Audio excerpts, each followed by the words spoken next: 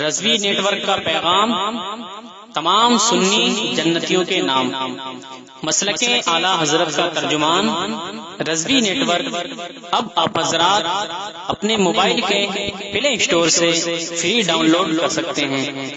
یہاں علماء اہل سنت کے بیانات، شورائے اہل سنت کی نعتیں، کنز الایمان شریف، فتاوی رضویہ شریف، اردو اور انگلش میں ایمان اور عقیدے کو سنوارنے والی کتابیں اور بہت کچھ حاصل کر سکتے ہیں۔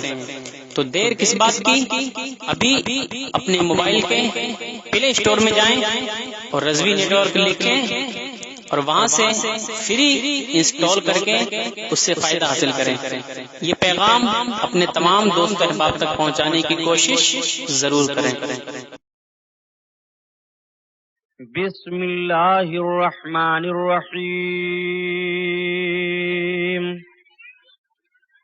قال اللہ تعالی فی القرآن العظیم والفرقان الحمید۔ قل لا اسألكم عليه اجرا الا المودة في القربى۔ صدق اللہ البصیر القدیر وصدق رسولہ البشیر النذیر والحمد للہ رب العالمین۔ لائق صد احترام علماء اہل سنت، قابل قدر سامعین حضرات، آئیے ہم اور آپ سب سے پہلے اپنے اور ساری کائنات کے مرکز عقیدت حضور رحمت للعالمین، شفیع المذنبین، رسول گرامی وقار، محبوب پروردگار، دونوں عالم کے مالک و مختار حضور محمد الرسول اللہ صلی اللہ تعالی علیہ وسلم کے دربار پرانوار میں درود شریف کا نذرانہ پیش فرمائیں۔ بلند آواز سے پڑھیے، اللہم صلی علی سیدنا مولانا محمد معدن الجود والکرم وعلی آلہ بارک وسلم، صلاۃ و سلام علیک یا رسول اللہ صلی اللہ تعالی علیہ وسلم۔ رتیا سے ہوئی ہے بہان، بھورا ہری مجان، سیدنا کا تہر بنا نہیں رتیا سے ہوئی ہے بہان، بھورا ہری مجان، سیدنا کا تہر بنا، رات دینا گھیرے دین کے دشمن، مدد کے لیے آؤ شاہ زمن، بنا تہر سورج لکان، چاندوا بتان، سیدنا کا تہر بنا نہیں رتیا سے ہوئی ہے بہان، بھورا ہری مجان، سیدنا کا تہر بنا۔ درود پاک پڑھو۔ اللہم صلی علی سیدنا مولانا محمد معدن الجود والکرم وعلی آلہ بارک وسلم، صلاۃ و سلام علیک یا رسول اللہ صلی اللہ علیہ وسلم۔ اسلام تیری نبض نہ ڈوبے گی حشر تک، اسلام تیری نبض نہ ڈوبے گی حشر تک، تیری رگوں میں خون ہے رواں چار یار کا، تیری رگوں میں ہے خون رواں چار یار کا۔ ہم نے کل عرض کیا تھا کہ حضرت مولائے کائنات علی المرتضی رضی اللہ تعالی عنہ داماد رسول صلی اللہ تعالی علیہ وسلم کی بڑی عظیم شان ہے، بہت فضیلت والے ہیں۔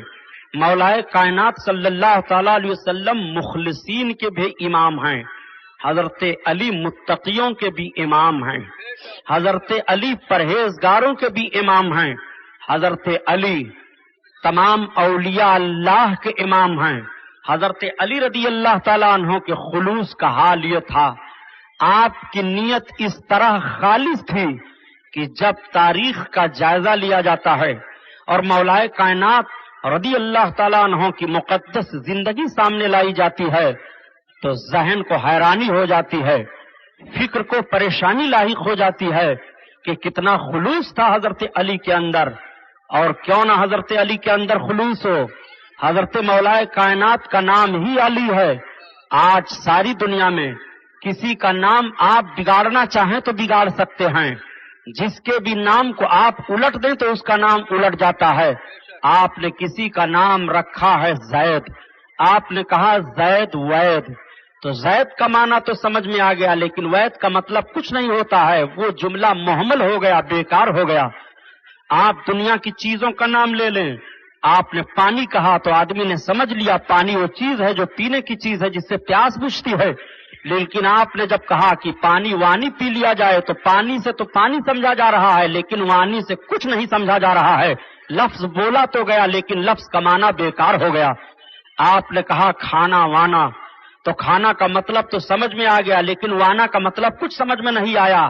محاورہ ہے، بول دیا جاتا ہے، لوگ اپنے محاورے میں یہ لفظ استعمال کر دیتے ہیں۔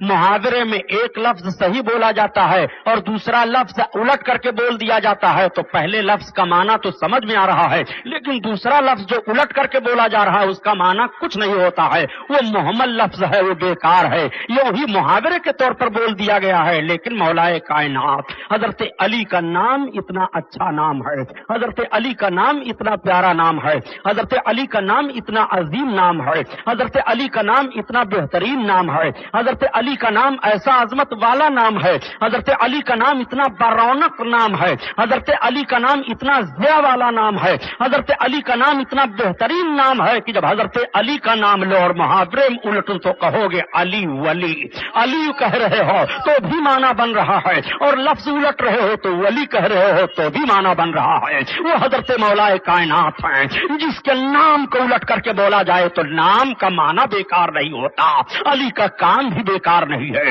حضرت علی کی تحریک بھی بیکار نہیں ہے، حضرت علی کی تلویر بھی بیکار نہیں ہے، حضرت علی کا مشن بھی بیکار نہیں ہے، حضرت علی کا ضابطہ اور اصول بھی بیکار نہیں ہے۔ مولا کائنات نے اصول و ضابطہ کیا مرتب فرمایا ہے؟ صرف ایک اصول اور ایک ضابطہ آپ دیکھتے چلیے، حضرت علی نے خلوص کا پیغام کس طرح سے دیا ہے، حضرت علی نے نیت کی صفائی کس طرح سے پیش کی ہے۔ مولا کائنات رضی اللہ تعالیٰ عنہ کے سامنے نبی کونین کی یہ حدیث پاک ہے، اللہ کے حبیب ارشاد فرماتے ہیں انما الاعمال بالنیات، عملوں کا دار و مدار نیت پر ہے، اگر نیت صحیح ہے تو اس عمل کا ثواب آپ کو ملے گا، اور اگر نیت صحیح نہیں ہے، ریا کا معاملہ ہے تو پیارے ریا کے معاملے سے، دکھاوے کے معاملے سے آپ کو کچھ نہیں حاصل ہوگا۔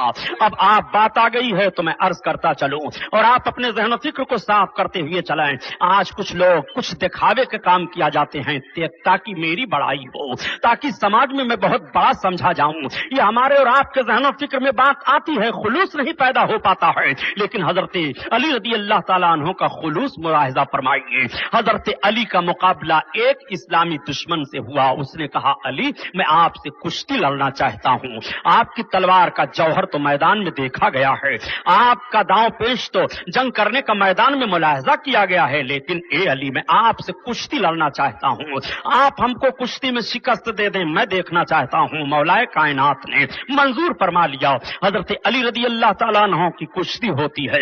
آپ ذرا ملاحظہ فرماؤ، حضرت علی رضی اللہ تعالیٰ عنہ کی کشتی جیسے ہوئی، مولا کائنات رضی اللہ تعالیٰ عنہ نے اس دشمن اسلام کو زمین پر پٹخ دیا، اور زمین پر پٹخنے کے بعد کہا اب میں تیرے ساتھ وہ سلوک کروں گا جو جنگ میں کیا جاتا ہے۔ خنجر نکالا، اور خنجر حضرت علی اس کے سینے پر بھونکنا چاہتے ہیں کہ تب تک اس نے حضرت علی کے اوپر تھوک دیا، تھوکنا تھا، حضرت مولا کائنات نے خنجر کو ادھر رکھ دیا، اٹھ کر کے کھڑے ہو گئے۔ وہ دشمن اسلام کھڑا ہوتا ہے اور کھڑا ہونے کے بعد کہتا ہے علی آپ نے کہا کیا بات ہے؟ کہا آپ کے اوپر میں نے تھوک دیا، آپ خنجر نکال چکے تھے، آپ نے مجھ کو زمین پر پٹخ دیا تھا، اب تو آپ کا تیش اور بڑھ جانا چاہیے، آپ کا غصہ تو اور بڑھ جانا چاہیے۔ اگر پہلے آپ نے نیت کی تھی کہ خنجر بھونک کر کے اس کو میں ماروں گا، تو जब मैंने आपके ऊपर थूक दिया है तो आपकी नीयत तो और सख्त हो जानी चाहिए कि अब मैं इसको और तरह तरह की सजा दे करके मारूंगा। आप उठ करके खड़े क्यों हो गए? आपने मुझको छोड़ क्यों दिया? तो जवाब हजरत अली का सुनो। हजरत अली रजी अल्लाह ताला अन्हु फरमाते हैं, ए फला सुन, जब मैंने तुझको पहले जमीन पर पटखा था तो मैं तुझको दुश्मन इस्लाम समझ करके पटखा था। जब मैं तुझे मारने जा रहा था तो ये नियत मेरी थी, तू इस्लाम का दुश्मन है इसलिए मैं तुझे मार रहा हूँ। लेकिन जैसे तूने मेरे ऊपर थूक दिया तो मुझे तैश आया। अब उस गुस्सा में अगर मैं तुझे मार देता तो ये मेरे नफ्स का दखल होता, मुझे कोई सवाब ना मिलता, इसलिए मैंने तुझे छोड़ दिया। उसने कहा, अली हाथ बढ़ाओ, मुझे कलमा पढ़ाओ, मैं कलमा पढ़ करके इस्लाम में दाखिल होना चाहता हूँ। हजरत अली ने उसको कलमा पढ़ाया, इस्लाम में दाखिल फरमा लिया। मैं आपसे पूछना चाहता हूँ, जब हमारी नीयत सही थी इस्लाम फैल रहा था, जब हमारे अंदर खुलूस था तो इस्लाम फैल रहा था, जब हमारे नीयत के अंदर पाकीज़ा माहौल पाया जा रहा था तो इस्लाम फैल रहा था। सूरत में नसारा तो तमद्दुन में हुनूद, और ये मुसलमान हैं जिन्हें देख के शर्माएं यहूद। आप जरा अपने नीयत की सफाई तो मुलाहजा फरमाते चलिए और हजरत अली रज़ी अल्लाह ताला अन्हु के खुलूस और नीयत को मुलाहजा फरमाइए। वो हजरत अली हैं। हजरत अली को कहां कहां देखोगे, कितना खुलूस है हजरत अली के अंदर, कितनी अच्छी नीयत है हजरत अली के अंदर। नफ्स का दखल ना आने पाए, नफ्स पर इतना कंट्रोल है। क्या हमारा और आपका मिजाज ऐसा है कि अगर ऐसी बात आ जाए तो हम अपने दुश्मन को इस तरह से खुलूस और मोहब्बत पेश कर दिया करें? नहीं, बल्कि हमारा हाल तो यह है कि हम अपने नफ्स की दुश्मनी का बदला बज़ाहिर अच्छाइयों को पेश करके लोगों से लिया करते हैं। अपनी जबान में आप समझो कि हम पहले किसी से बदला लेना चाहते हैं तो उससे दोस्ती का पैगाम भेजते हैं, उसको अपना दोस्त बनाते हैं, नियत है बदला लेने की, जाहिरी तौर पर दोस्त बनाया जा रहा है। देखो खुलूस नहीं है तो ये दोस्ती एक दिन फिर दुश्मनी में बदल जाती है। लेकिन अगर प्यारे नियत में खुलूस पैदा हो जाए तो आप उसका असर मुलाहजा फरमाइए। ये नियत का खुलूस है, नियत की सफाई है और नफ्स पर कंट्रोल है। जो हजरत अली ने उसको कलमा पढ़ा लिया, खून बहने से रुक गया। नियत पाक और साफ हो तो खून का धारा रुक जाता है। आओ नियत की बात आ गई तो एक बात और मैं अर्ज करता चलूं। आलमगीर रहमतुल्लाह ताला अलैह, जिन्होंने हिंदुस्तान की सरजमीन पर 50 साल के करीब अफगानिस्तान के सरहद से लेकर के तिब्बत की वादी तक हुकूमत की है, जिनका कोई हिफाजती दस्ता नहीं था अपने तौर पर कि उनकी हिफाजत के लिए लश्कर के लोग साथ में चलते रहें।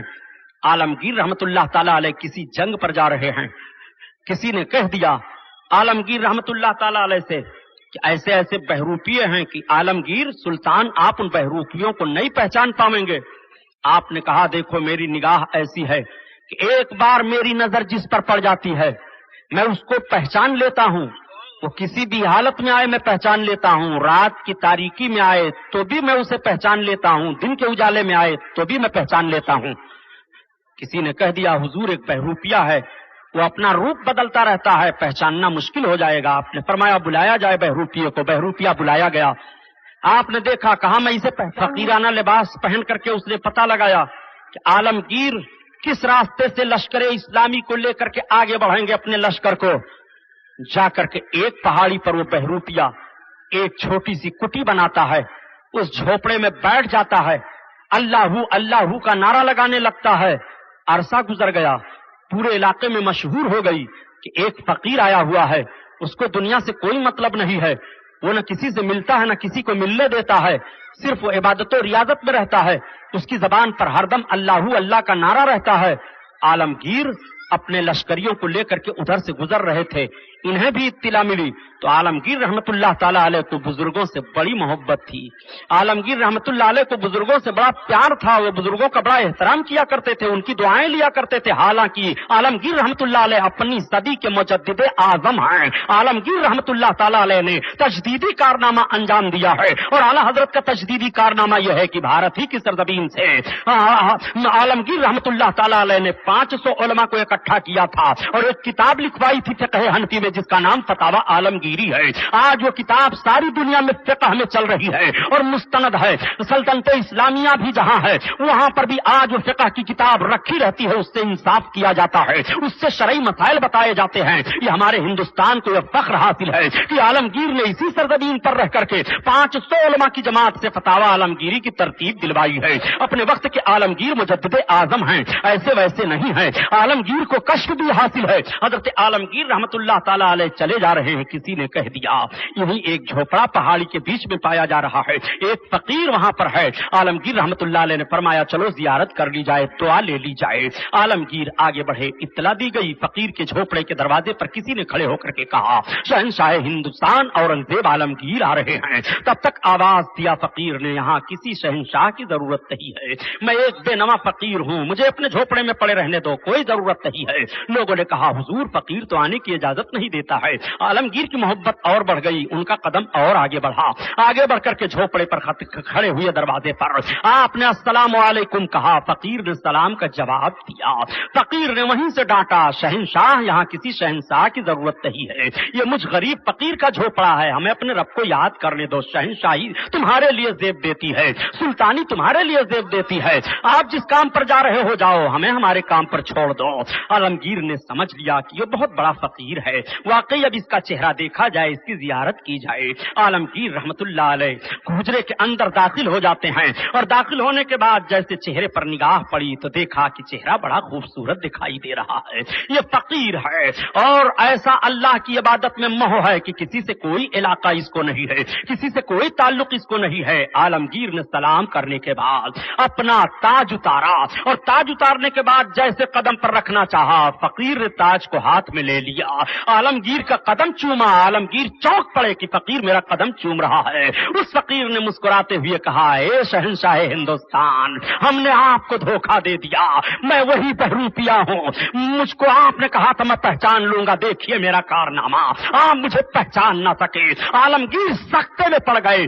عالمگیر رحمت اللہ علیہ نے فرمایا اے بہروپیہ, آپ جو انعام تو طلب کر میں دینے کے لیے تیار ہوں, جو تم مانگ میں دینے کے لیے تیار ہوں. بہروپیہ نے روتے ہوئے تاج تو عالمگیر کو واپس دیا اور اس نے کہا اے سلطان, اب میرے پروردگار کی یاد میں مجھے رہنے دو, میں نے فقیرانہ لباس بنا لیا تو رب تعالیٰ شہنشاہ کو میرے قدم پر جھکاتا ہے. اگر میرے دل میں خلوص پیدا ہو جائے تو ساری خدائی فقیر کے قدموں میں چلی آئے گی. اس لیے اب میں ریا چھوڑ کر کے مخلص عبادت کروں گا, میری نیت صاف ہو گئی ہے. ذرا نیت کی صفائی ملاحظہ فرمائیے. انما الاعمال بالنیات.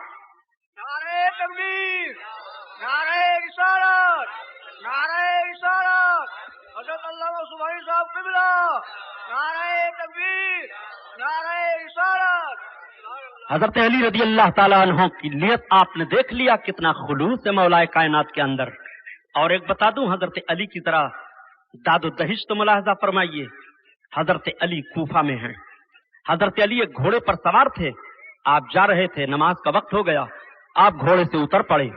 آپ نے ایک آدمی کو بلایا اور ارشاد فرمایا مجھے پہچانتے ہو؟ کہا امیر المومنین میں پہچانتا ہوں. کہا تم ایک کام کرو, میرے گھوڑے کو دیکھا کرو, میں نماز ادا کر کے آ رہا ہوں. حضرت علی نے اس کو گھوڑا دیکھنے کے لیے متعین کر دیا, نماز پڑھنے کے لیے چلے گئے. تو حضرت علی فرماتے ہیں کہ جب میں جا رہا تھا تو میں راستہ میں سوچ رہا تھا کہ ابھی جب میں واپس ہوں گا تو اس کو 2 درہم دے دوں گا گھوڑا کی اجرت دیکھنے کی. حضرت علی فرماتے میں اپنے دل میں یہ سوچ رہا تھا, یہ نیت میں نے کر لی. اب جب حضرت علی نماز پڑھنے کے لیے چلے گئے تو ادھر جو گھوڑا دیکھ رہا تھا اس نے کیا کیا, اس نے کہا امیر المومنین کو تو میں پہچانتا ہوں لیکن وہ شاید مجھے نہیں پہچانتے. گھوڑے کو لے کر کے چلا گیا دوسرے طرف, گھوڑے کی زین کو اتار لیا اور اس گھوڑے کے زین کو 2 درہم میں بیچ دیا. گھوڑا چھوڑ دیا, بھاگ گیا. مولا کائنات تشریف لائے تو دیکھا کہ اپنی جگہ پر گھوڑا نہیں ہے. آپ بڑھے آگے تو دیکھا کہ ایک جگہ گھوڑا ہے اور اسی کے قریب میں ایک تاجر کے پاس میرے گھوڑے کی زین ہے. میں نے اس سے کہا یہ میرے گھوڑے کی زین ہے, تمہارے پاس کیسے آئی؟ اس نے کہا امیر المومنین ابھی ابھی آیا تھا ایک آدمی, 2 दिरहम में ये घोड़े की जीन बेच करके गया। मैंने कहा घोड़ा बेचोगे नहीं? तो उसने कहा नहीं, घोड़ा नहीं बेचता हूँ, सिर्फ जीन ले लो, मैं इस जीन को बदल देना चाहता हूँ। तो मैंने इस जीन को 2 दिरहम में ले लिया है। वो घोड़ा लेकर के चला गया। हजरत अली फरमाते हैं देखो वो घोड़ा मेरा है, ये जीन मेरी है। मैं नमाज पढ़ने के लिए जा रहा था, मैंने रखवाली के लिए उसको कर दिया था, मेरा घोड़ा देखा कर मैं नमाज पढ़ करके आ रहा हूँ। हाय अफसोस उसको मिले वही 2 दिरहम। अगर वो सब्र किया होता तो वही 2 दिरहम अली के हाथ से पा जाता। अगर वो सब्र किया होता तो अली के घोड़े की रखवाली का सवाब उसे मिलता। अगर वो सब्र किया होता तो दयानतदारी का सवाब उसे मिलता। उसको उसके नफ्स ने हिलाक कर दिया। इनको मिले उसको 2 ही दिरहम चोरी के रास्ते से मिले। इसलिए मैं अर्ज करता हूँ ये प्यारो, रोजी मुकद्दर है, बंदा रोजी को हलाल रास्ते से ढूंढता है, वही रोजी हलाल रास्ते से आ रही है। और अगर रास्ता उसने हराम बदल दिया तो वही रोजी हराम रास्ते से आ रही है। इसलिए रोजी मुकद्दर है। हजरत अली का खुलूस देखो, आपकी नीयत देखो, आपके अंदर कितना खुलूस था कि मैं इसको अभी उजरत आकर के वापस दे दूंगा। मौलाए कायनात रदी अल्लाह ताला अन्हो खलीफा हैं। हजरत अमीर माविया रदी अल्लाह ताला अन्हो शाम के गवर्नर हैं। हजरत अमीर माविया शाम के गवर्नर किसने उनको बनाया था, कैसे वो बने थे? तो सबसे पहले हजरत अबू बकर सिद्दीक ने हजरत अमीर माविया को शाम का वाली बनाया था, शाम का गवर्नर सबसे पहले हजरत अबू बकर ने बनाया है। ए हजरत अमीर माविया को गाली देने वाले लोगों, सहाबा को गाली न दो, सहाबा को गाली देने से अपनी जबान को संभालो। नबी कौनैन सल्लल्लाहु अलैहि वसल्लम ने रोका है कि मेरे बाद मेरे सहाबा को गाली न देना। आका इरशाद फरमाते हैं असहाबी कन नुजूम, मेरे सहाबा सितारों की तरह हैं, इनमें से तुम जिसकी इक्तिदा पाओगे करोगे राह पा जाओगे, हिदायत पा जाओगे। आका करीम सल्लल्लाहु ताला अलैहि वसल्लम ने इरशाद फरमाया कि असहाबी कुल्लुहुम आदिलुन यादुलुन, मेरे जितने सहाबा हैं सबके सब आदिल हैं, सबके सब जन्नती हैं। अल्लाह के रसूल सल्लल्लाहु अलैहि वसल्लम ने अपने सारे सहाबा को जन्नत की बशारत अता फरमाई है कि मेरे जितने असहाब हैं सबके सब आदिल हैं, मेरे असहाब को मेरे बाद गाली न देना। आप अगर तारीख का मुताला करते हैं तो कभी कुछ लोग तारीखों को पढ़ते पढ़ते तो ज्यादा जहन पर जोर लगाते हैं, तो वो कह देते हैं कि साहब ये तो सहाबा में भी बड़ा इख्तिलाफ हुआ, तलवारें चल गई, खून बहा, ऐसे कैसे? आप अपने जहन पर वहीं गिरफ्त कीजिए, पाबंदी लगाइए। आज मैं सुबह सुबह जब अखबार पढ़ने लगा तो मुझे बड़ी हैरत हुई कि बंबई में ऐसे भी कुछ दज्जाल जहन के पाए जा रहे हैं जो उलमा को मशवरा देते हैं कि तकरीरें ऐसी नहीं ऐसी कीजिए, इस तरह से नहीं इस तरह से कीजिए। हरामखोर लोग उलमा को मशवरा दे रहे हो कि तकरीरें ऐसी नहीं ऐसी कीजिए, इख्तिलाफी मसाइल मत लाइए, आपस में इत्तेफाक इत्तेहाद की बातें कीजिए। जब तक अकीदे में सब लोग मुत्तहिद नहीं होंगे इत्तेहाद पैदा ही नहीं हो सकता है। तूने रसूल की सीरत नहीं पढ़ी है, अगर रसूलुल्लाह की सीरत तूने पढ़ लिया होता तो तू इस तरह से इत्तेफाक इत्तेहाद की बातें ना करता कि सबको लेकर के इत्तेहाद किया जाए, ये हो ही नहीं सकता है। रसूलुल्लाह फरमाते हैं सतफ्तर को उम्मती अला सलासी सबीना मिल्लतन कुल्लहुम फिन्नार इल्ला मिल्लतन वाहिदा। जब रसूलुल्लाह ने फरमा दिया है कि मेरी उम्मत 73 फिरकों में बंट जाएगी तो इत्तेहाद तुम कैसे पैदा कर रहे हो, इत्तेहाद के दाई तुम कैसे बन रहे हो? इसलिए तुम्हें कहना पड़ेगा कि जब तक अकीदे में लोग मुत्तहिद नहीं होंगे इत्तेहाद पैदा नहीं हो सकता।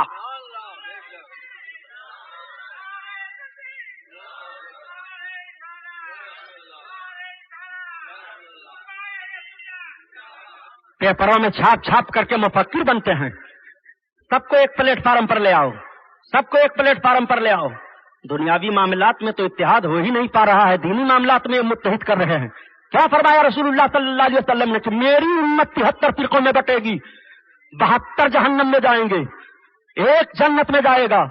तो आप ये बता दीजिए कि जहन्नमियों और जन्नतियों का इत्तेफाक होगा? आप खुद अपने जहन से फैसला करके मुझे बताओ, इत्तेफाक इत्तेहाद की दावत देने वाले अकीदे का इख्तिलाफ करके। आप जरा गौर करिए कि जहन्नमी और जन्नती का इत्तेहाद नहीं हो सकता है, तेल और पानी का इत्तेहाद नहीं हो सकता है, तारीकी और रोशनी का इत्तेहाद नहीं हो सकता है, हक और बातिल का इत्तेहाद नहीं हो सकता है। इसलिए जरूरत तुम्हें है कि पहले अकीदे में मुत्तहिद करो, और अपने भाई जब अकीदे में मुत्तहिद हो जाएंगे तो सूरत में नसारा तो तमद्दुन में हुनूद। ये मुसलमान हैं जिन्हें देख के शर्माए यहूद, और फितरतें आजाद हो, कुदरतें फिर साथ हो। बात बस इतनी सी है कि मुस्लिम बन जाए कोई। मेरे दोस्त, حضرت علی رضی اللہ تعالیٰ عنہ حضرت امیر معاویہ کی بات ہو رہی تھی. حضرت ابوبکر صدیق رضی اللہ تعالیٰ عنہ نے حضرت امیر معاویہ کو شام کا گورنر پہلے بنایا، اور جب حضرت عمر رضی اللہ تعالیٰ عنہ خلیفہ ہوئے تو حضرت عمر نے بھی حضرت امیر معاویہ کو شام کی گورنری پر بحال رکھا، اور جب حضرت عثمان غنی رضی اللہ تعالیٰ عنہ خلیفہ ہوئے تو بھی حضرت امیر معاویہ ہی شام کے گورنر ہیں. لیکن جب حضرت عثمان غنی کی شہادت ہو گئی، حضرت امیر معاویہ نے مطالبہ شروع کیا، علی بن ابی طالب عثمان غنی کے قاتلوں سے قصاص لو. حضرت علی رضی اللہ تعالیٰ عنہ اپنے اجتہاد میں حضرت عثمان غنی کے قاتلوں کے پتہ لگانے میں صحیح حقیقت تک نہیں پہنچ پا رہے ہیں، پتہ نہیں چل پا رہا ہے، قصاص لینے میں تاخیر ہو رہی ہے. حضرت امیر معاویہ نے لشکر کشی کر دی. حضرت امیر معاویہ نے چڑھائی کر دی کہ علی خلافت سے دستبردار ہو جاؤ، اگر خلافت سے دستبردار نہیں ہوتے ہو تو پھر عثمان غنی کے قاتلوں کا بدلہ لو، قصاص لو. حضرت امیر معاویہ بھی اپنے موقف پر صحیح ہیں اور حضرت علی بھی اپنے موقف پر صحیح ہیں، اس لیے کہ یہ صحابہ کا اجتہاد ہے، اور اجتہاد کا مطلب یہ ہوتا ہے کہ فقیہ مجتہد جب کسی مسئلے میں خلوص نیت سے اجتہاد کرتا ہے، غور و فکر کرتا ہے، اور غور و فکر کے بعد نتیجے پر پہنچنا چاہ کر کے عمل کرتا ہے، اگر وہ حقیقت تک پہنچ گیا تو اس کو 2 ثواب ملتا ہے، اور اگر وہ اپنے اجتہاد سے حقیقت تک نہیں پہنچا، حقیقت تک اس کی رسائی نہیں ہوئی تو بھی اس کو 1 ثواب ملتا ہے. لیکن اجتہاد کرنے میں خلوص شرط ہے.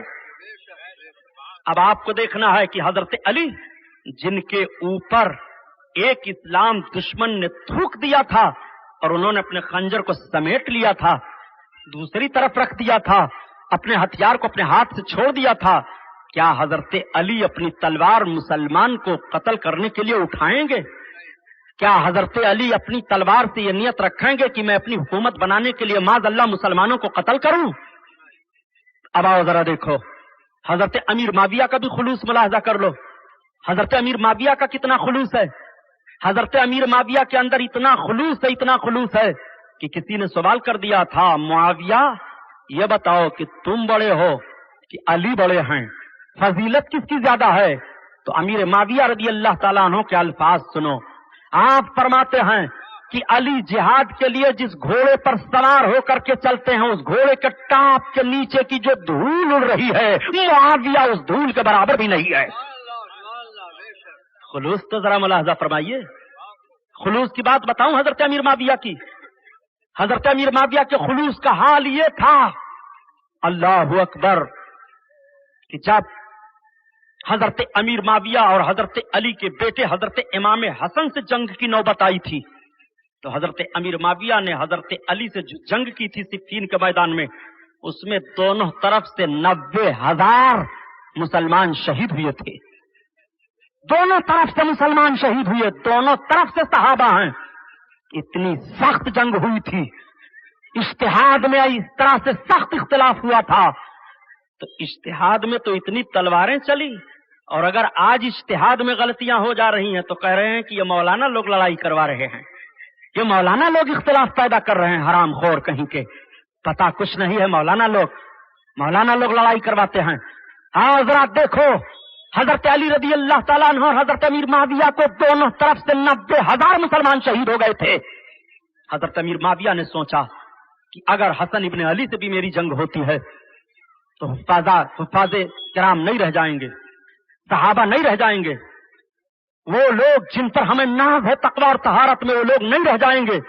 حضرت امیر معاویہ نے ایک سادہ کاغذ حضرت امام حسن کے پاس بھیجا. حسن ابن علی کے پاس یہ سادہ کاغذ لے جاؤ، جتنی شرطیں وہ رکھ دیں سب مجھے منظور ہے. حضرت امیر معاویہ کا خلوص دیکھو.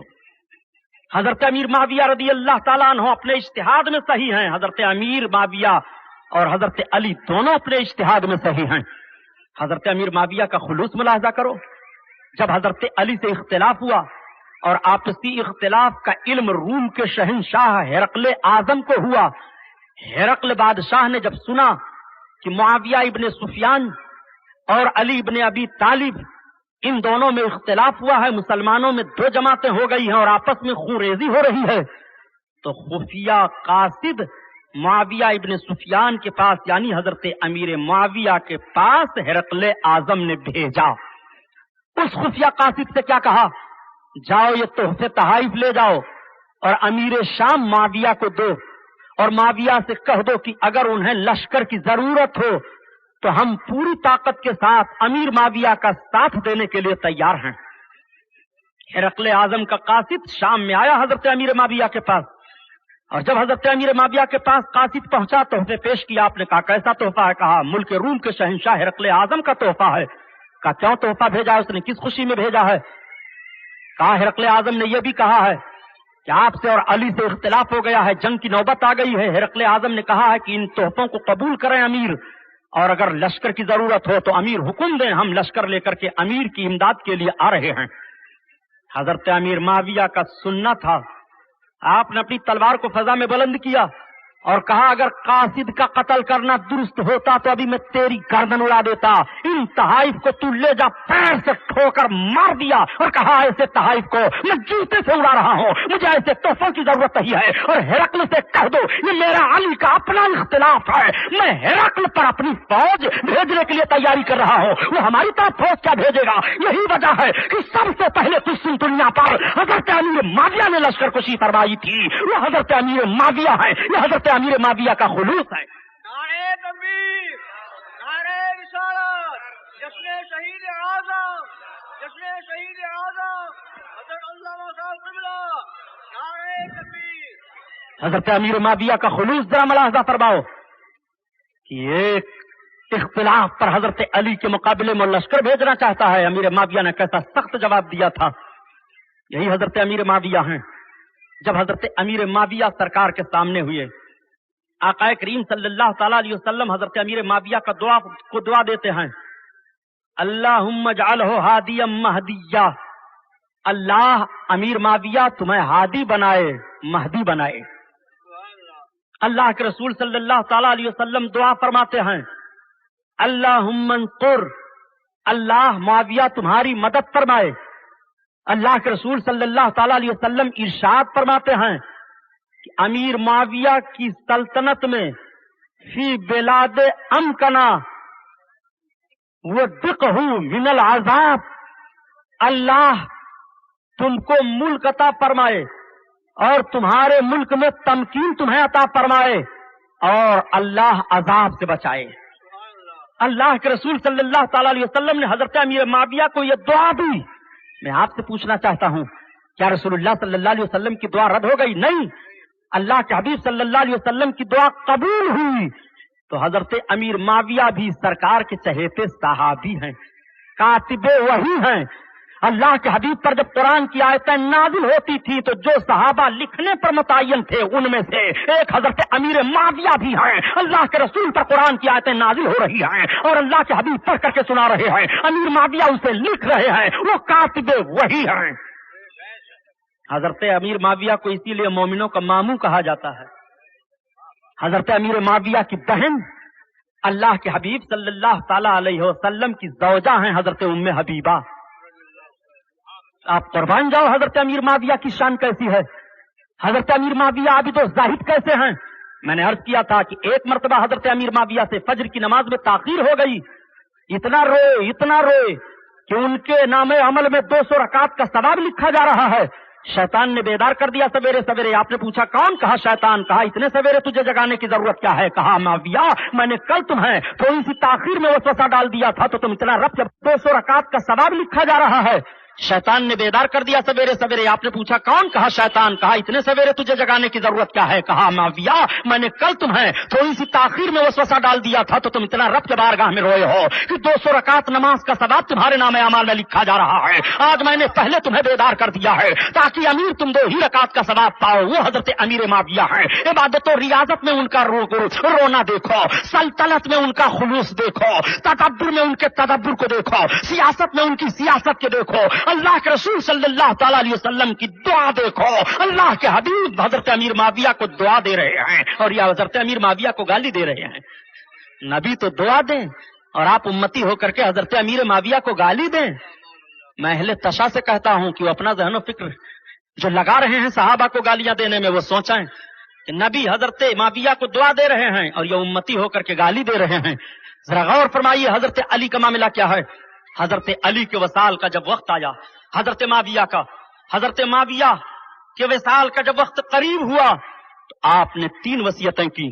آپ نے فرمایا دیکھو جب میری روح قفس عنصری سے پرواز کر جائے، میری روح نکل جائے، تو میرے لیے تم کیا کرنا، میرے پاس اللہ کے رسول صلی اللہ تعالی علیہ وسلم کا تہبند شریف ہے، اس میں مجھے کفن دے دینا. میرے آقا صلی اللہ تعالی علیہ وسلم کے ناخن مبارک میرے پاس ہیں، اس کو میری زبان پر رکھ دینا. میرے آقا صلی اللہ تعالی علیہ وسلم کے بال شریف میرے پاس ہیں، ان مبارک مقدس طیب و طاہر بالوں کو سرکار کے میری آنکھوں پر رکھ دینا.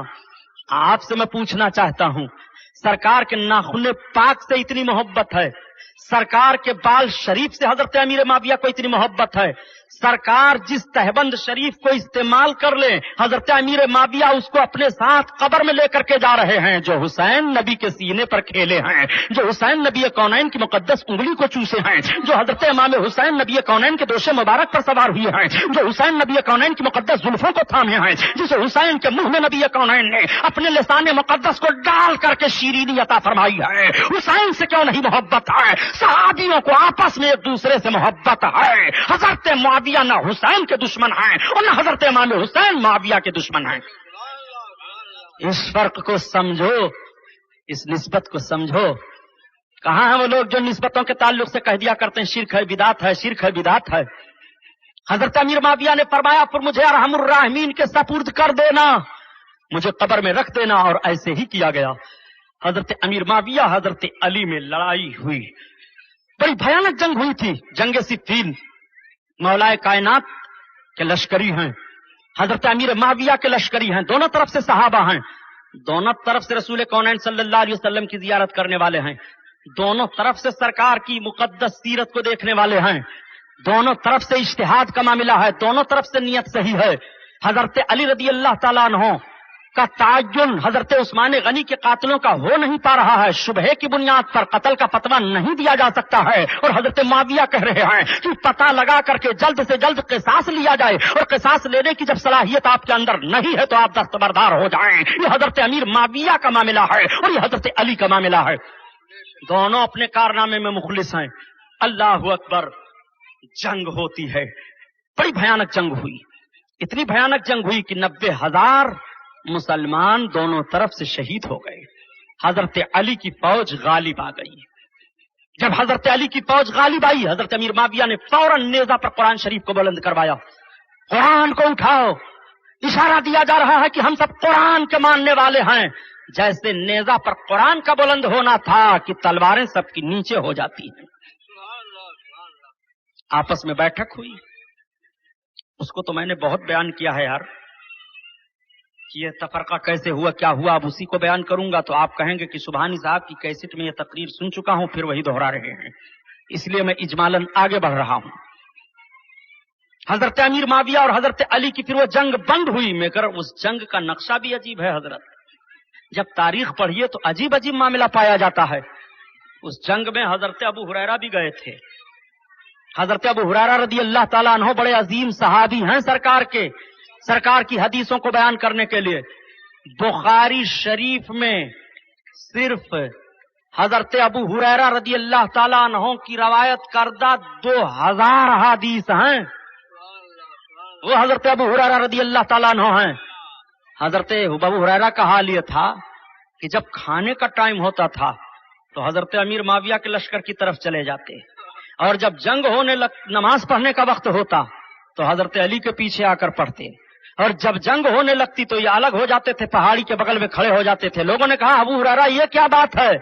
تو کہا دسترخوان معاویہ کا اچھا ہے، کھانا وہاں کھا لیتا ہوں، نماز علی کی اچھی ہے، نماز یہاں پڑھ لیتا ہوں، اور دونوں ہیں مسلمان. جب جنگ ہوتی ہے تو میں کسی طرف نہیں رہوں گا، الگ کھڑا ہو جاتا ہوں. عجیب عجیب نوعیت ہے.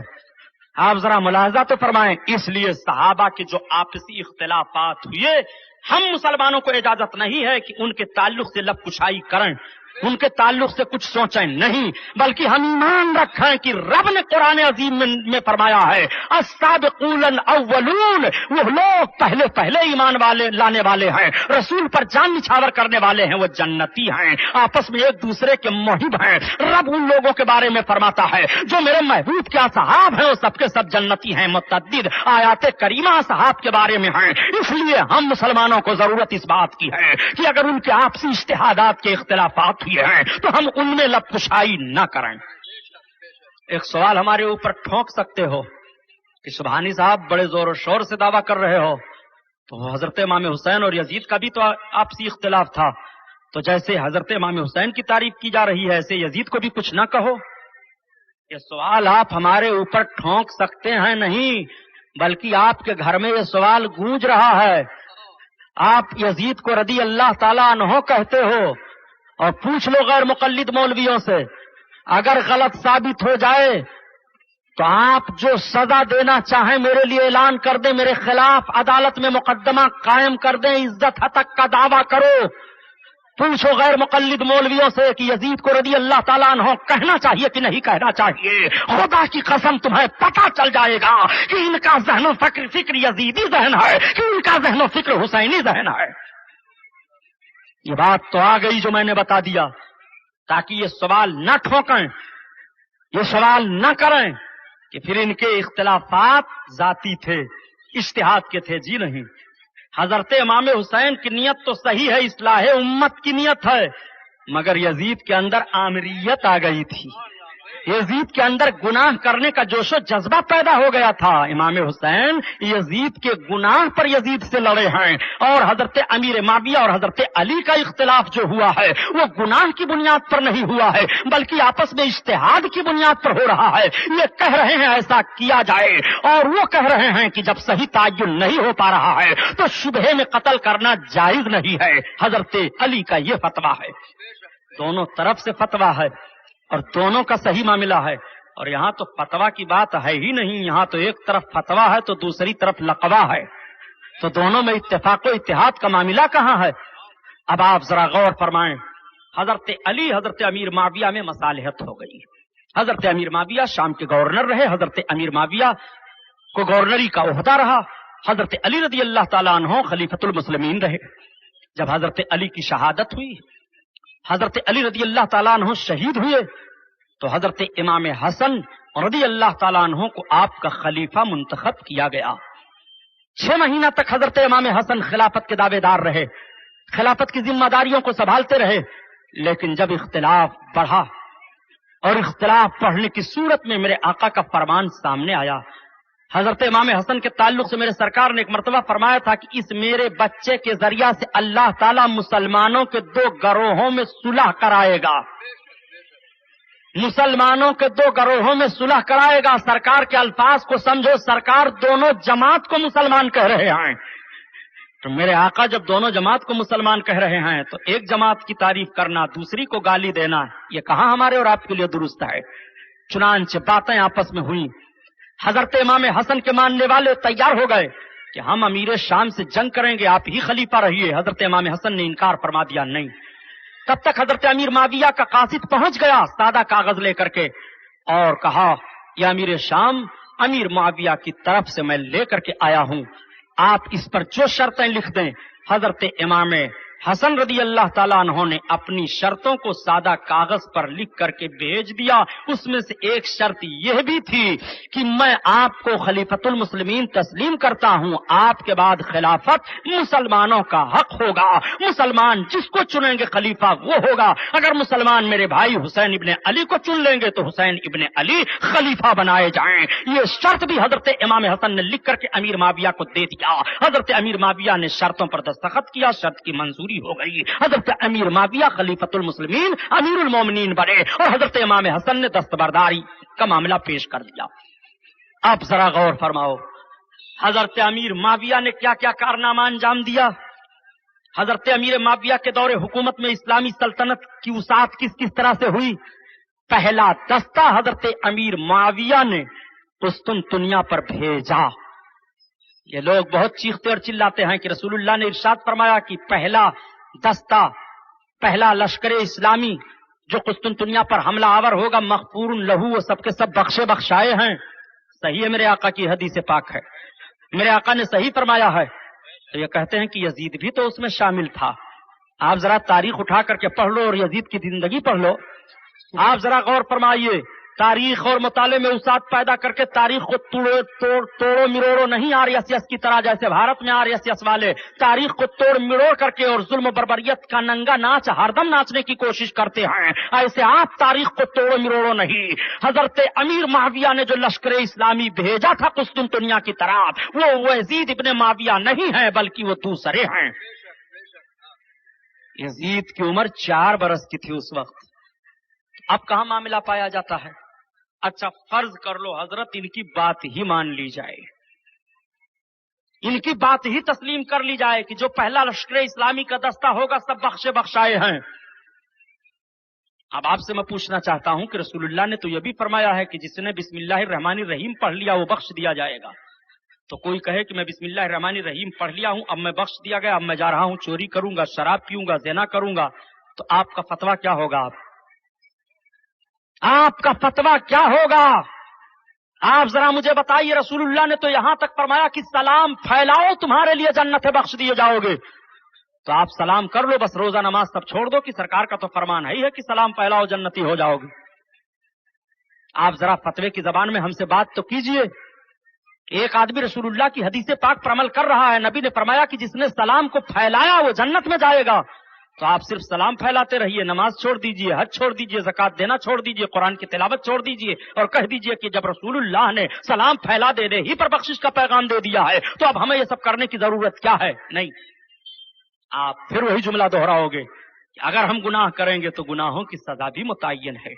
جس رسول نے سلام کے پھیلانے پر جنت کی بشارت عطا فرمائی ہے وہی نبی کونین سلام چھوڑ دینے پر بھی سزا کا تعین فرما رہے ہیں. جس رسول نے سلام پر جنت کی بشارت دے دی ہے وہی میرے آقا نماز کے ترک پر بھی عذاب الہی کا پیغام دے رہے ہیں، وعید اور عذاب کی بات بتا رہے ہیں. نماز چھوڑو گے تو تمہیں اتنا عذاب ہوگا، روزہ چھوڑو گے تو تمہیں یہ عذاب ہوگا. اب آپ ذرا غور فرمائیے کہ یزید اگر اس لشکر میں شامل ہی تھا تو یزید نے جو مدینہ کی بے حرمتی کی ہے، یزید نے جو امام حسین کو قتل کروایا ہے، یزید نے جو اللہ کے حبیب صلی اللہ علیہ وسلم کی اولادوں کو کربلا کی تپتی ہوئی زمین پر تڑپا تڑپا کر کے اپنے فوجیوں کے ذریعہ سے شہید کروایا ہے، دانا پانی سب بند کیا ہے، ظلم کیا ہے، اس ظلم کا کوئی عذاب ہوگا کہ نہیں؟ اس ظلم کی کوئی سزا ہوگی کہ نہیں؟ اس کارنامے کے لیے اسے بھگتنا پڑے گا کہ نہیں؟ ذرا فتوے کی زبان میں بھی بات کرتے چلو تو بھی تمہیں کہنا پڑے گا کہ یزید نے غلط کیا اور امام حسین کے ساتھ جو کچھ ہوا وہ یزید کے اشارے پر ہوا. تو طرفداری کر کے اپنی عاقبت مت برباد کرو یارو. بات چل رہی تھی امیر معاویہ کی. حضرت امیر معاویہ کے دور میں بڑی فتوحات ہوئی ہیں، اسلامی جنگیں ہوئی، حضرت امیر معاویہ نے بڑی ترقیاں کی. حضرت امیر معاویہ نے بھی لشکر کو خوب سنوار سجا کر کے رکھا. مسلمان بہت ہی مستفیض و مستنیر ہو رہے تھے، اسلامی ماحول بڑھ رہا تھا. حضرت امیر معاویہ رضی اللہ تعالیٰ عنہ کے جب وصال کا وقت ہوا تو کچھ ایسے مشیر آپ کے پاس بیٹھنے کے بعد مشورہ کیا کہ امیر آپ بیمار ہیں، بیماری کے بعد آپ کا آخر خلیفہ امیر المومنین کون بنے گا؟ نہ ہو تو یزید کو بنا دیا جائے. حضرت امیر معاویہ نے فرمایا مسلمان برداشت نہیں کریں گے. کیوں نہیں برداشت کریں گے؟ اس لیے کہ یزید کے اندر لاؤبالی پن ہے، یزید کے اندر لڑکپن پایا جا رہا ہے. امیر ٹھیک ہو جائے گا، وہ درست ہو جائے گا. کچھ حکومت کے لالچی ایسے تھے، کچھ دنیا دار ایسے تھے، کچھ ایسے تھے جن کو ان کے نفس نے دھوکہ دے دیا تھا. ایسا مشورہ وہ دے رہے تھے. حضرت امیر معاویہ حج کے موقع پر آئے اور جیسے آپ نے اشارہ کیا تو مسلمانوں میں اشتعال دیکھا گیا.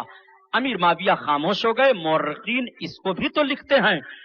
آپ اگر یہ کہہ دیں کہ حضرت امیر معاویہ نے اپنے بعد یزید کو خلیفہ نامزد کر دیا تھا، یہ حضرت امیر معاویہ کی انتہائی غلطی ہے، تو میں عرض کروں گا کہ جس تاریخ کو یہاں آپ پڑھ رہے ہیں وہیں پر یہ بھی تو تاریخ ہے کہ حضرت امیر معاویہ رضی اللہ تعالیٰ عنہ نے جب یزید کو تاکید کی تھی کہ تمہیں پابند شرع ہونا پڑے گا، تمہارے اندر کوئی شریعت کی خامی نہ ہو تاکہ مسلمان لب کشائی نہ کریں، اور جب انہوں نے دیکھا تھا اپنے وصال کے وقت کے قریب کہ اس کے اندر پابندیاں نہیں ہو پا رہی ہیں، تو حضرت امیر معاویہ نے حضرت امام حسن کے صلح کا وہ दफा लेकर के आपने वसीयत नामा लिख करके मदीना शरीफ रवाना फरमाया था कि हुसैन इब्न अली के पास ये पहुंचा दिया जाए और मुसलमानों के पास पहुंचा दिया जाए, यजीद ना अहल है। यजीद को खबर कर दी गई कि तुम्हारे बाप तो वसाल में हैं, तुम्हारे बाप तो जाकनी के आलम में हैं, मगर इस तरह से वसीयत नामा लिख करके भेजा जा रहा है। रास्ते में यजीद ने उसे पकड़वा लिया था और पकड़वाने के बाद उसको बदल दिया था और अपनी बैत का मुतालबा करके इमाम अली मकाम की तरफ भेज दिया था। इधर हजरत अमीर माविया का विसाल हो गया। हजरत अमीर माविया का विसाल हुआ। अब आप जरा बताइए, रास्ते में खत को पकड़ करके बदल दिया जाए तो उसका क्या इलाज है? हजरत अमीर माविया का विसाल हुआ, कासिद यजीद की तरफ से पहुंच गया था मदीना तैयबा में। ये तो हजरत अमीर माविया की चूंकि मुकद्दस उनके हालात का बयान आपके सामने आ रहा है, इसलिए यहां तक मैंने बयान कर दिया। हजरत इमाम हुसैन से बैत का मुतालबा, हजरत इमाम मुस्लिम की शहादत, करबला के मैदान में इमाम हुसैन के साथियों का आना और मक्का मदीना शरीफ से चल करके करबला तक पहुंचना, रास्ते की सौबतें और परेशानियों को इंशाअल्लाह इन सारी बातों को आप कल सुनेंगे, कल समाप्त फरमाएंगे। आज मैं जो बता रहा हूं उसको जरा सुनो और समझो। मेरे आका सल्लल्लाहु ताला अलैहि वसल्लम की दुआ है हजरत अमीर माविया। हजरत अमीर माविया ने बड़ी मेहनत और मशक्कत की है। हजरत अमीर माविया की हुकूमत में कोई कमी नहीं थी, कोई खामी नहीं थी। और खामी और कमी कैसे हो, हजरत अमीर माविया के लिए भी रसूलुल्लाह की दुआ है और अमीर माविया के बाप अबू सुफियान के लिए भी रसूलुल्लाह की दुआ है। आप कहोगे कि अबू सुफियान तो सरकार के बहुत बड़े दुश्मन थे। सही है, दुश्मन थे। सरकार के खिलाफ तलवारें भी उन्होंने उठवाई हैं, खुद तलवार उठाई भी है। लेकिन मेरे आका सल्लल्लाहु अलैहि वसल्लम के साथ अगर किसी ने जर्रा बराबर एहसान कर दिया और मेरे आका ने दुआ कर दी तो एहसान का बदला उसे मिल जाता है। मेरे आका ने जब इब्तिदाए इस्लाम में ऐलान नबुवत फरमाया, इस्लाम पढ़ रहा था, शुरू में जब मेरे सरकार ने कलमा पढ़ाने की दावत दी, कलमे की तबलीग करना शुरू कर दिया, तो सबसे ज्यादा मक्का में मुश्तइल अबू जहल हुआ था। हजरत फातिमा ज़हरा रज़ी अल्लाह ताला अन्हा की उम्र पाक छोटी है। अबू जहल हजरत फातिमा ज़हरा को एक तमाचा मार दिया। रसूलुल्लाह सल्लल्लाहु अलैहि वसल्लम की बेटी को चोट लगना था। सरकार की बेटी रोती हुई अपने बाप के पास आई, अब्बा हुजूर मुझको अबू जहल ने मारा है, अबुल हकम ने। नबी कौनैन सल्लल्लाहु ताला अलैहि वसल्लम तशरीफ फरमा है, दोनों आलम के मालिकों मुख्तार तशरीफ फरमा है। मेरे सरकार सल्लल्लाहु अलैहि वसल्लम अगर जमीन को हुक्म देते तो जमीन फट जाती, अबू जहल समा जाता। मगर मेरे सरकार ने भी अपने नफ्स को तालीम उम्मत के लिए देखो किस तरह से बचाया। मेरे आका सल्लल्लाहु अलैहि वसल्लम अगर इब्तिदाए इस्लाम ही में ऐसी बद्दुआ कर देते अबू जहल के लिए, तो ये भी मौरिख कह सकता था कि अगर एक तमाचा किसी ने नबी की बेटी को मार दिया तो सब्र और रजा का और शुक्र का पैगाम नबी को देना चाहिए, न कि बदला लेना चाहिए, ये भी लोग कह सकते थे। रसूल कौनैन सल्लल्लाहु अलैहि वसल्लम मौल्लिम कायनात बन करके आए हैं। रसूल कौनैन का हर फेल तालीम उम्मत के लिए है। अल्लाह के हबीब सल्लल्लाहु अलैहि वसल्लम ने फरमाया, फातिमा तुम अबू सुफियान के पास जाओ। अबू सुफियान उस वक्त कलमा नहीं पढ़े थे, सरकार के मुखालिफिन में से थे। आकर के हजरत फातिमा ज़हरा ने अबू सुफियान को बताया कि मुझको अबुल हकम यानी अबू जहल ने मारा है। अबू सुफियान उठ खड़े हुए और खड़े होने के बाद हजरत खातून जन्नत का हाथ पकड़ा, कहा बेटी चलो। अबू जहल बैठा हुआ था। हजरत अबू सुफियान ने फातिमा ज़हरा से कहा, बेटी जितने जोर से इसने तुमको मारा था थप्पड़, उतने ही जोर से तुम मारो इसके चेहरे पर थप्पड़। हजरत फातिमा ने मारा उसके चेहरे पर थप्पड़। फातिमा का थप्पड़ जिस चेहरे पर लग जाए उसको कहां कलमा नसीब होगा। यही तो वजह है कि रसूलुल्लाह जब दुआ मांग रहे हैं कि अल्लाह इस्लाम को इज्जत उमर से दे दे या अबू जहल से दे दे, तो उमर के हक में अल्लाह के महबूब की दुआ कबूल हो रही है। फातिमा का थप्पड़ पड़ गया है अबू जहल के चेहरे पर, इसलिए रसूलुल्लाह की बेटी का वो वकार है कि अब इसे इस्लाम नहीं नसीब होगा, अब इसे सआदत नहीं मिलेगी, अब इसके लिए शकावत अज़ली ही है। खातून जन्नत ने मार दिया था थप्पड़, अब वो हमेशा हमेशा जहन्नम में रहेगा। नारे तकबीर, नारे रिसालत, जश्न शहीद आज़म, नारे तकबीर, नारे रिसालत। नुक्ता समझो, रसूल कौनैन सल्लल्लाहु ताला अलैहि वसल्लम बैठे हैं, हजरत खातून जन्नत वापस गई। अर्ज किया, अब्बा हुजूर। हाँ बेटी। अबू सुफियान मेरा हाथ पकड़ करके ले गए, मैंने उनसे शिकायत की اور ہاتھ پکڑ کر کے لے گئے تو ابو جہل بیٹھا ہوا تھا. انہوں نے کہا بیٹی تم مارو کھینچ کر کے تھپڑ. ابا میں نے مارا اس کے چہرے پر کھینچ کر کے تھپڑ. میرے آقا صلی اللہ علیہ وسلم کے دست نبوت اٹھ گئے. آقا عرض کرتے ہیں یا الہی ابو سفیان کے اس فعل کو فراموش نہ کرنا.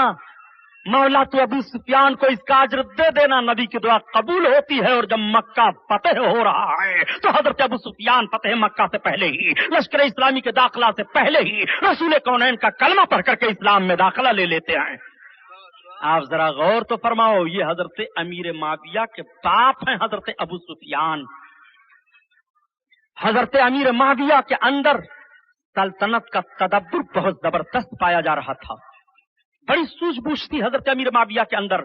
حضرت امیر معاویہ کے سلطنت کرنے کے تدبرانہ ماحول سے روم کا ہرقل اعظم پریشان ہو گیا تھا. آپ نے قسطنطنیہ پر پہلا دستہ بھیج دیا تھا.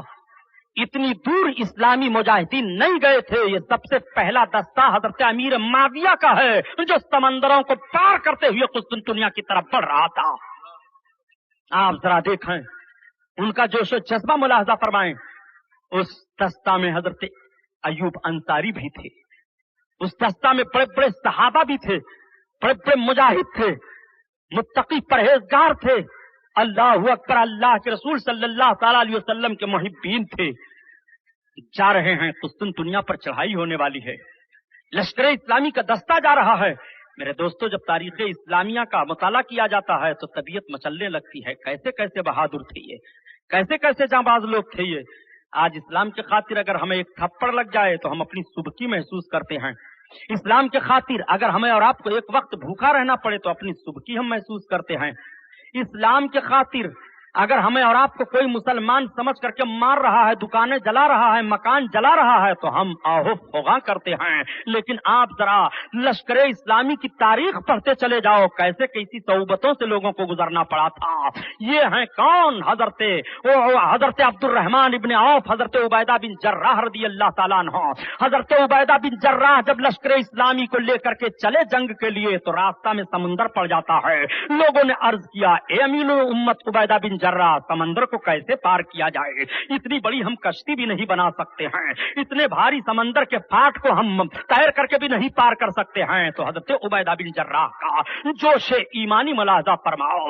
آپ بسم اللہ الرحمن الرحیم پڑھ کر کے اپنے گھوڑے کو دریا میں ڈال دیتے ہیں, ان کے پیچھے سارے صحابہ ڈال دیتے ہیں, سارے مجاہدین ڈال دیتے ہیں, گھوڑے تیرتے چلے جا رہے ہیں. ان کی تلواریں فضا میں بلند ہیں, لہرا رہے ہیں اپنی تلواروں کو. دست تو دست ہے, دریا بھی نہ چھوڑے ہم نے, اور بحر ظلمات میں دوڑا دیے گھوڑے ہم نے. یہ تمہارا جوہر تھا, بحر ظلمات میں گھوڑوں کو رسول اللہ کے صحابہ نے دوڑایا ہے. تبتے ہوئے افریقہ کی صحراؤں میں اذان رسول اللہ کے شہدائیوں نے دیا ہے. ذرا اس تاریخ کو پڑھو اور اس تاریخ کو سامنے رکھو. یہ رسول اللہ کے شہدائی ہیں, یہ رسول اللہ کے صحابہ ہیں. حضرت امیر معاویہ رسول اللہ کے شہدائی, رسول کونین کے صحابی ہیں. آپ ان کی جنگوں کو دیکھیں, ان کے تدبر کو دیکھیں. امیر معاویہ کوئی معمولی سیاستدان نہیں تھے. حضرت امیر معاویہ کوئی معمولی سلطنت کے کاموں کو انجام دینے والے حکمران نہیں تھے. حضرت معاویہ کا حال تو یہ تھا پیارے, اللہ اکبر, ایک مرتبہ حضرت امیر معاویہ رضی اللہ تعالیٰ عنہ کے سامنے ایک مسئلہ پیش کیا جاتا ہے. بڑا اہم مسئلہ تھا. وہ مسئلہ یہ تھا کہ امام حسن کو اتنے درہم و دینار پیش کیے جاتے ہیں. حضرت امیر معاویہ سے تھوڑی سی تاخیر ہو گئی درہم پیش کرنے کے لیے, جتنا طے تھا کہ وظیفے کے طور پر امام حسن کو بھیجا جائے گا. حضرت امام حسن سوچ رہے تھے کہ ان کے پاس میں خط لکھوں, لیکن آپ نے خط نہیں لکھا. رات میں سوئے تو اللہ کے رسول صلی اللہ علیہ وسلم خواب میں تشریف لائے. فرمایا بیٹا اپنی ضرورت کو اپنے رب کی بارگاہ میں عرض کرو, تم یہ دعا پڑھو. جب حضرت امام حسن اٹھتے ہیں تو ان کی زبان پر رسول اللہ صلی اللہ علیہ وسلم نے جو خواب میں دعا بتا دیا تھا وہ دعا جاری ہے. امام حسن فرماتے ہیں کہ جیسے میں نے چند دن اس دعا کا ورد کیا, حضرت امیر معاویہ کی طرف سے وظیفے کی رقم آ گئی. آپ ذرا ملاحظہ فرماؤ, حضرت امیر معاویہ حضرت امام حسن کو وظائف بھیجا کرتے تھے, کوئی تکلیف نہ ہونے پائے. ازواج مطہرات کو وظائف بھیجا کرتے تھے. سرکار کی بیوی حضرت عائشہ صدیقہ رضی اللہ تعالیٰ عنہا ہیں. حضرت عائشہ صدیقہ رضی اللہ تعالیٰ عنہا حضرت عثمان غنی کے قتل میں ان قاتلوں سے قصاص لینے کے معاملات میں حضرت امیر معاویہ ہی کی طرف تھی، اور اونٹ پر سوار ہو کر کے اسلامی مجاہدین کے ساتھ گئی بھی تھی۔ میرے آقا نے ایک مرتبہ ارشاد فرمایا تھا، میری بیویوں میں سے ایک بیوی جنگ میں جائیں گی، اوقاز کے کتے بھونکیں گے۔ جیسے حضرت عائشہ بڑھی، اوقاز کا مقام آیا، کتے بھونکنے لگے، نبی کونین صلی اللہ تعالی علیہ وسلم کی پیشین گوئی یاد آ جاتی ہے۔ حضرت ام المومنین عائشہ صدیقہ رضی اللہ تعالی عنہا کو احترام اور عزت کے ساتھ مولا کائنات نے جنگ سے واپس کیا۔ اللہ اکبر، وہ حضرت امیر ہیں۔ امیر معاویہ کا ساتھ جنگ میں حضرت عائشہ دے رہی ہیں، دوسرے صحابہ دے رہے ہیں، اور صحابہ حضرت علی کا ساتھ دے رہے ہیں۔ اس لیے ہمیں اور آپ کو یہ تسلیم کرنا پڑے گا کہ ان کا اجتہاد کا اختلاف تھا۔ وہ مولا کائنات اللہ اکبر جنگ سفین سے واپس ہو رہے تھے۔ حضرت علی رضی اللہ تعالیٰ عنہ اسی میدان میں پہنچے جس میدان کو کربلا کہا جاتا ہے۔ آپ کے لشکری ٹھہرے ہوئے ہیں، میدان کا جائزہ حضرت علی نے دیا، دیکھا، اور دیکھنے کے بعد حضرت علی اس کی مٹی کو اٹھاتے ہیں، زمین پر رکھ دیا، نشاندہی فرماتے ہیں کہ یہاں میرا حسین شہید کیا جائے گا، یہاں اس کے خیمے نصب کیے جائیں گے، یہاں اس کے اونٹ رہیں گے، یہاں جنگ ہوگی، یہاں تلوار چلے گی۔ کربلا کا سارا نقشہ ہونے والا بہت بعد میں ابھی ہے، اور سفین کے مقام سے واپسی کے بعد حضرت علی اس کی نشاندہی فرماتے چلے جا رہے ہیں۔ وہ حضرت علی کا علم ہے، وہ حضرت علی کا کشف ہے، یہ حضرت علی کی عظمت ہے۔ جب حضرت علی کی مقدس نگاہ کا عالم یہ ہے تو رسول اللہ کے نظر کرم کا عالم کیا ہوگا؟ اس لیے ان اصحاب کے اختلافات کا اجتہاد کا معاملہ ہے، ہمیں اور آپ کو سب کا احترام کرنا ضروری ہے، سب کی تکریم ہمارے اور آپ کے لیے ضروری ہے۔ یہی اللہ کے رسول صلی اللہ علیہ وسلم نے حکم دیا ہے کہ میرے صحابہ کو لا تسبہم، ان سب کو گالی نہ دینا، انہیں برا نہ کہنا، ان پر زبان تان نہ کھولنا۔ میرے جتنے صحابہ ہیں سب کے سب عادل ہیں، سب کے سب جنتی ہیں۔ حضرت امیر معاویہ صحابی ہیں، جنتی ہیں۔ حضرت علی جنتیوں کے سردار ہیں، رسول اللہ کے داماد ہیں۔ حضرت امیر معاویہ رسول کونین صلی اللہ تعالی علیہ وسلم کے نکاح میں آپ کی بہن حضرت ام حبیبہ ہیں، اس لیے ان کو مومنین کا ماموں کہا جاتا ہے۔ کاتب وحی ہیں، اس لیے ان کو کاتب وحی کہا جاتا ہے۔ سلطنت میں تدبر رکھنے والے ہیں، اس لیے ان کو امیر کہا جاتا ہے۔ اور سلطنت اسلامیہ کے سب سے پہلے بانی حضرت معاویہ ہیں۔ حضرت معاویہ سے سلطنت شروع ہو گئی، اس سے پہلے خلافت تھی، ان کو خلفائے راشدین کہا جاتا ہے۔ ان کی حکومت کا دور منہاج علی النبوت کہا جاتا ہے، نبوی طور طریقے پر حکمرانی کرنا۔ اور حضرت امیر معاویہ جب حکمراں ہوئے تو سلطنت کے طور طریقے پر جو حکمرانی کی جاتی ہے وہاں سے سلطنت شروع ہو جاتی ہے اور یہیں سے خلافت ختم ہو جاتی ہے۔ رسول اللہ نے فرمایا تھا، میں نے کل بیان کیا تھا کہ میرے بعد 30 سال تک خلافت ہوگی اور اس کے بعد سلطنت آ جائے گی۔ سلطنت اسلامیہ کے سب سے پہلے بانی حضرت امیر معاویہ ہیں۔ حضرت امیر معاویہ کو سب سے پہلے سلطنت کا بانی کہا جاتا ہے۔ میں انشاءاللہ جب 12ویں تقریر کروں گا آپ کے اس اسٹیج پر تو خلفائے بنو امیہ اور خلفائے بنو عباسیہ کی تاریخ پیش کروں گا کہ قتل امام حسین کے بعد ماحول کیا ہوتا ہے اور قاتلان حسین کا انجام کیا ہوتا ہے، اس کو ذہن میں رکھے رہیے گا۔ 12ویں تقریر خلفائے عباسیہ اور خلفائے بنو امیہ کے تعلق سے ہوگی۔ حضرت امیر معاویہ کے بعد ان کے خاندان میں کتنے برس تک حکومت رہی ہے اور کیسے کیسے حکمراں رہے ہیں، یہ انشاءاللہ تاریخ آپ کے سامنے رکھی جائے گی۔ یہی حضرت امیر معاویہ ہیں۔ حضرت امیر معاویہ ہی کے خاندان کے حضرت عمر بن عبد العزیز ہیں۔ حضرت عمر بن عبد العزیز کے سامنے کسی نے یزید کو رضی اللہ تعالیٰ عنہ کہہ دیا تھا تو حضرت عمر بن عبد العزیز نے فرمایا اس کو 25 کوڑے لگائے جائیں۔ اس کو 25 کوڑا لگایا گیا تھا کہ تو نے یزید کو رضی اللہ تعالیٰ عنہ کہہ دیا ہے۔ یہ حضرت امیر معاویہ کے خاندان کے ہیں، حضرت امیر معاویہ کے کیا نام خاندان کے کہلاتے ہیں اور آپ کے قبیلے کے کہے جاتے ہیں، جن کو حضرت عمر بن عبد العزیز کہا جاتا ہے۔ خلفائے بنو امیہ میں سب سے عظیم خلیفہ یہ مانے جاتے ہیں جن کو 5واں خلیفہ تسلیم کیا جاتا ہے اور جنہوں نے منہاج علی النبوت حکمرانی کی تھی۔ الحمدللہ یہ بھی حضرت امیر معاویہ ہی کے خاندان سے ہیں۔ تو حضرت امیر معاویہ کی محبت، حضرت امیر معاویہ رضی اللہ تعالیٰ عنہ کی سلامتی، اللہ ان اصحاب کرام سے ہم کو اور آپ کو مستفیض فرمائے۔ حضرت فاطمہ زہرا رضی اللہ تعالی عنہا اور حضرت امام حسن حضرت امام حسین رضی اللہ تعالی عنہما اہل بیت کے فضائل، اس کا بیان انشاءاللہ تعالی کل ہوگا۔ کل اہل بیت کے فضائل پر آپ 9:30 بجے ٹھیک آ جائیں تاکہ پولیس سے ہمیں پرمیشن کی دقت کا سامنا نہ کرنا پڑے۔ میں ٹھیک انشاءاللہ تعالی جیسے آج بیٹھا ہوں ایسے ہی کل 9:30 بجے سے بلا تمہید اپنا بیان شروع کر دوں گا۔ کل اسی محفل میں آپ فضائل اہل بیت سننے کے لیے ٹھیک 9:30 بجے آ جائیں۔ یہ محفل نور زندہ باد پائندہ باد۔ اب کھڑے ہو کر سلام پڑھ لیجیے۔